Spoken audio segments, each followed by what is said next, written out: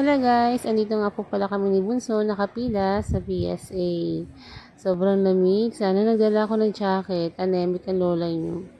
So ito nga po pala yung in-apply ko. Yung sino mo at PSA birth certificate.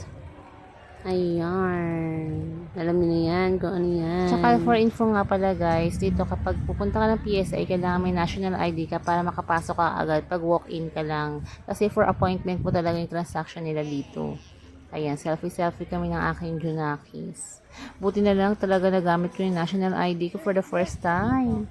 And syempre, sa mga nagtatanong, 155 po ang PSA sa birth certificate ni Samuel. And then, after payment, nag-proceed kami ni Bunso sa second floor for releasing. Medyo mahaba-haba ang pila, pero mabilis na naman yung proseso. At habang nakapila nga po kami dito, medyo ginutom kaming dalawa. So, bumaba muna kami, kumain muna kami, bumili muna kami ng mga ngata. Alam nyo guys, kapag nandito kayo sa PSA, magbaon kayo kasi medyo may kamahalan ng kanilang paninan dito. Saging sa kanila, 12.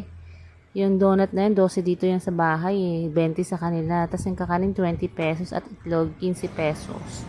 O diba? Para tipid. Yun naman. Thank you for watching. Have a nice day.